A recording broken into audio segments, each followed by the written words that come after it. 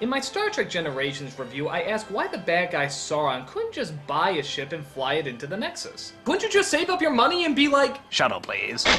My god, that was easy! Hello, Nexus, how are you? Yay! Well, there actually is a line that explains why. Why doesn't he just fly into it with a ship?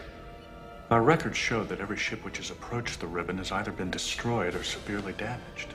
Okay, so a ship can't fly into it. But still, aren't there other creative ways he could have pulled this off? Like, aren't there still spacesuits in the future? If he knows where it's going, can't he just work his way out a bit and wait for it to hit him? And then the ship behind him would be destroyed? Hell, they still have beaming devices. Can't they just beam him in a spacesuit out to the Nexus and then let it hit him? There just has to be easier ways. But, nevertheless, my theory of flying a ship into the Nexus technically doesn't work. Now, I know what you're thinking. Aren't there one or two other screw-ups in your Star Trek Insurrection review? There's a commentary. Boom! Go listen to it. Sorry about some of the audio issues. Number 6. Dunstan's an ape, not a monkey! As you can probably tell right now, I'm not exactly an animal expert. I can't tell a cheetah from a leopard, and I can't tell a monkey from an ape. An orangutan, to be more specific. But to be honest, monkey just sounds funnier. I don't care if it's wrong, I'll still call him a monkey. I mean, think about it. Imagine if Planet of the Apes was replaced by Planet of the Monkeys. Wouldn't you be laughing your ass off at that title? Or imagine if the monkeys were called the apes. That's not nearly as likable. Whatever he is, he's still not funny! Sometimes the choice of words can determine whether or not you get a laugh. Lettuce, for example, is not funny. Cabbage is friggin' hilarious. Watch, lettuce. Cabbage. Fucking funny. And I know that monkeys and apes technically aren't the same thing, but again, lettuce, cabbage. Always works. Pretty basic, he's not a monkey. Next one. Number 5. Tapping on the windows can hurt whales, you insensitive prickcock! Yeah, I'm finding out so much about animals today. In my Free Willy review, I point out that I don't really see the major problem in kids banging on the window of a whale's pen. But it turns out, because their sound is amplified, not only does it sound louder, but they can also interpret it as danger. It can cause stress, lower their immune system, and even kill them. Wow, where the hell was the whale lady on that one? I mean, she was like one of the caretakers, wasn't she? Shouldn't there be a sign, "Don't hit the glass like little idiots"? I mean, I didn't know this. What makes them think that little kids would? Shouldn't there be a person down there or something making sure that people don't do this? I mean, kids do all sorts of stupid things. They watch this for crying out loud. But again, I can't blame the movie technically for this mistake. It's still my own. That is why you failed. Oh, come on, you didn't know that. Didn't I, though? Didn't I? No! Well, you're on the internet, and as we all know, all information from the internet is supposed to be right! You know, Douchey, it just hit me. Why don't you come on board as a fact checker? No! Why not? Because then I couldn't complain about it! Next scene.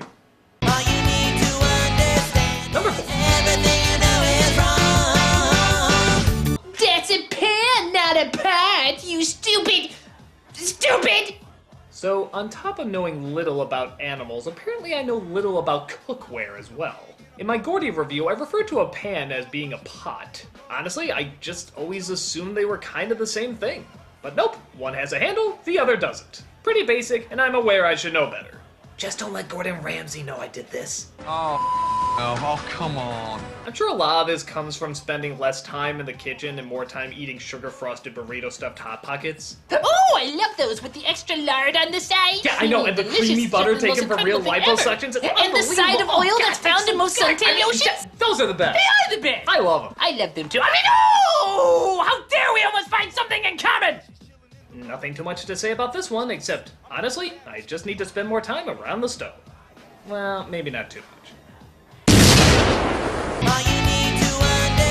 Number 3. Your Let's Play of Bart's Nightmare. Need I sing more?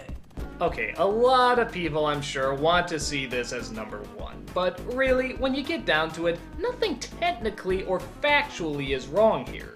It just turned out to be a really bad video. But with that said, yeah, it's a pretty bad video.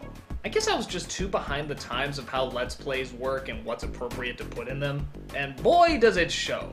This is up there with Melvin as one of my biggest bombs. It's easily one of the most despised videos because I don't give the Let's Play the proper time and respect it deserves. Now, to be fair, that was sort of part of the joke.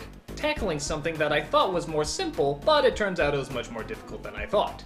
Unfortunately though, the punchline just didn't play out. People got real tired real fast, and it's still considered to be one of the worst nostalgia critics. I even had to spend half of my next review just apologizing for it. Now that's gotta be bad. But really guys, don't worry. I know you're gonna love my Let's Play of Luigi's Mansion. Alright, never again! All you need to understand Number 2. everything you know is wrong. Bella didn't want to marry Edward in Twilight. You war whore! Yes, when I put Bella in my top 11 dumbasses in distress, I brought up that, among her other faults, she was pressuring Edward into marriage. Actually, I got it the other way around. It was Edward that was pressuring her into marriage. Because really, ladies, isn't that a common problem? Men pressuring you into marriage? God, we're just so obsessed with commitment. I guess I got confused by the fact that she was pleading him to turn her into a vampire, which, from the sounds of it, is a much bigger and even dangerous commitment. So I figured marriage, after asking that, wouldn't be such a big deal.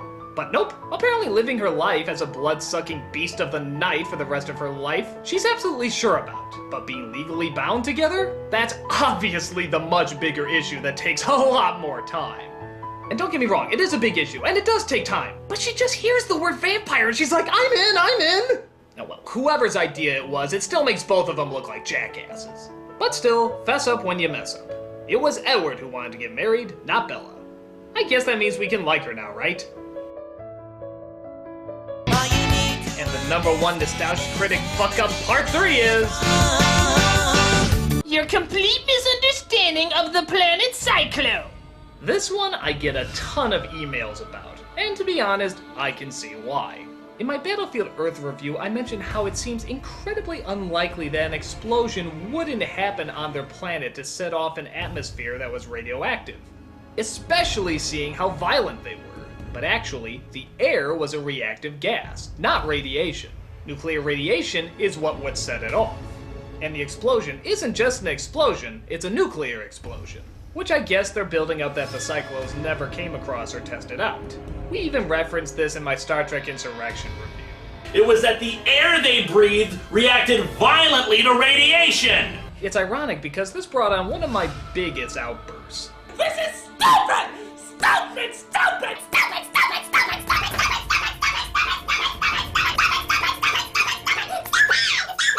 But in reality, it actually wasn't called for. So the facts about why the planet really blew up are actually, for the most part, totally legitimate.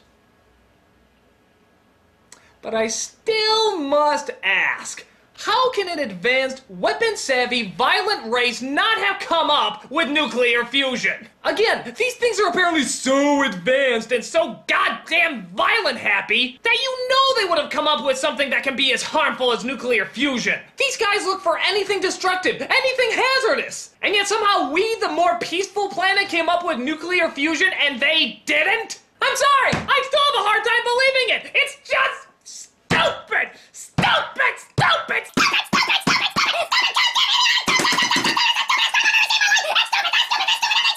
Forget it, nostalgia critic! You can't argue your way out of it!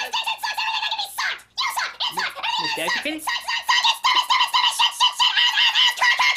Wow, this movie really did a number on you, didn't it? You know what? I'm just gonna leave him in his place. He's the nostalgia critic. He remembers it, so you didn't have to. Pray for him.